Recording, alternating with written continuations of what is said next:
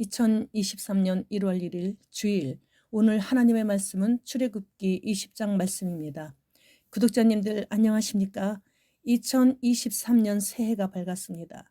하나님께서 아직 제게 무엇인가 주신 사명이 끝나지 않으셨는지 오늘도 이렇게 말씀 영상을 올리고 있습니다. 허락하신 그날까지 충성을 다짐합니다. 하나님께 충성, 예수님께 순종, 성령님께 감사. 아멘. 할렐루야. 22절로 23절 말씀. 여호와께서 모세에게 이르시되 너는 이스라엘 자손에게 이같이 이르라. 내가 하늘로부터 너희에게 말하는 것을 너희 스스로 보았으니 너희는 나를 비겨서 은으로나 금으로나 너희를 위하여 신상을 만들지 말고 십계명이 이스라엘 백성이 마땅히 지켜야 할 생활 규범을 요약한 헌법이라고 한다면 본문 이하에 나오는 율법들은 그 아래에 있는 하위 규례라고 말할 수 있습니다.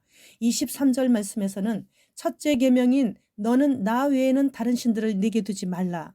둘째 계명인 너를 위하여 새긴 우상을 만들지 말고 또 위로 하늘에 있는 것이나 아래로 땅에 있는 것이나 땅 아래 물속에 있는 것에 어떤 형상도 만들지 말며, 그 내용이 다시 반복되고 있는 것은 당시 크게 성행되어 있었던 우상 숭배에 이스라엘 백성이 쉽게 빠져들 위험이 있었기 때문인 것이죠. 그런데 진짜 얼마 후 그들은 금송아지 우상을 만들어 숭배했습니다. 하나님은 영이시고 거룩하신 존재이므로 눈에 보이는 형상을 만들어서는 안 되죠. 그러나 430년간 애굽에서 종살이하면서 애굽의 문화 속에 스며들어 있던 갖가지 형상 문화에 깊이 물들어 있었기 때문에 그들은 일단 눈에 메뚜기든지 개구리라도 어떤 형상이 보여야만 마음이 놓이는 것이에요. 여호와 하나님은 눈에 보이시지 않으시기에 그들은 조금만 힘들어도, 생활 속에서 난관이 조금만 닥쳐도 바로 눈에 보이는 형상 쪽을 바라보고 그것에게 의지하곤 했죠. 그래서 이렇게 두 번에 걸쳐 그 어떤 피조물 중 하나로 하나님의 형상을 만든다는 것은 영으로 존재하시는 하나님, 만물을 창조하신 하나님을 모독하는 행위이기에 어떤 형상이라도 만들지 말라고 거듭 강조하시고 계시는 것이에요. 24절로 25절 말씀. 내게 토단을 쌓고 그 위에 네 양과 소로 네 번제와 화목제를 드리라. 내가 내 이름을 기념하게 하는 모든 곳에서 네게 임하여 복을 주리라. 네가 내게 돌로 제단을 쌓거든 다듬은 돌로 쌓지 말라. 네가 정으로 그것을 쪼면 부정하게 함이니라. 여호와 하나님의 제단은 이방 나라들의 정교하고 화려한 제단과는 달리 단순하게 흙으로 쌓은 토단이어야 했습니다. 또한 돌로 제단을 쌓을 때는 정 따위로 다듬지 않은 자연석 그대로 투박하게 쌓아야 했습니다.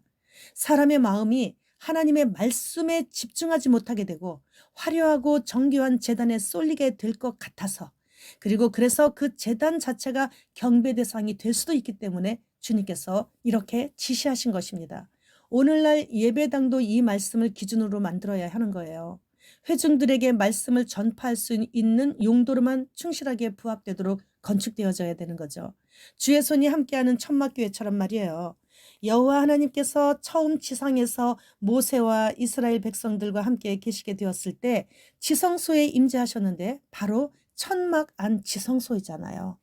오늘날 예배당이 너무나 아름다워서 전체 벽면이 크리스탈로 만들어진 그런 예배당도 있고, 그래서 외국에서 관광차 한국에 올 때는 이 예배당을 한번 둘러보고 간다는 그런 이야기도 있더라고요.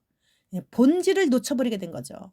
어떤 큰 예배당에 다니고 있는 큰 사업체를 운영하고 있는 어떤 장로님이 계셨는데, 그 장로님은 저하고는 비즈니스하고는 전혀 관계가 없는데도 불구하고 저에게 명함에 예배당 이름과 함께 자신의 교회 직분을 밑에 새겨놓고 자랑스럽게 이렇게 마구 한 장씩 막 꺼내주시는 걸 제가 봤거든요.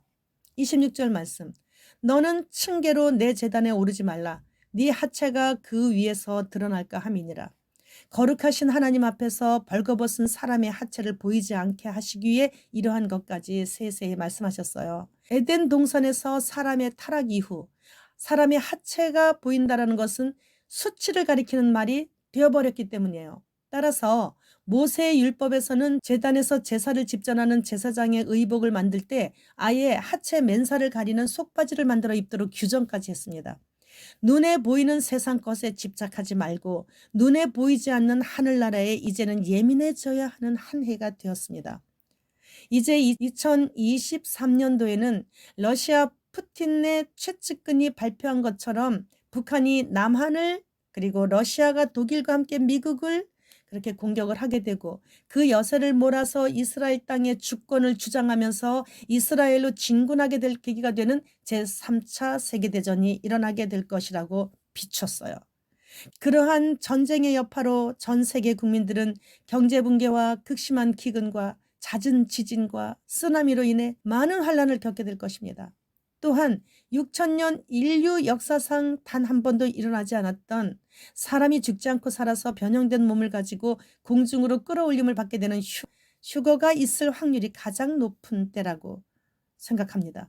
성경 말씀대로 살지 않아 수치를 당하는 일들이 이런 때일수록 있지 않도록 각별히 유의해야 합니다.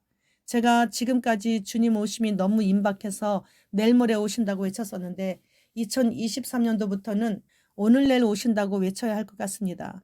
주님 어서 오시옵소서. 마라나타.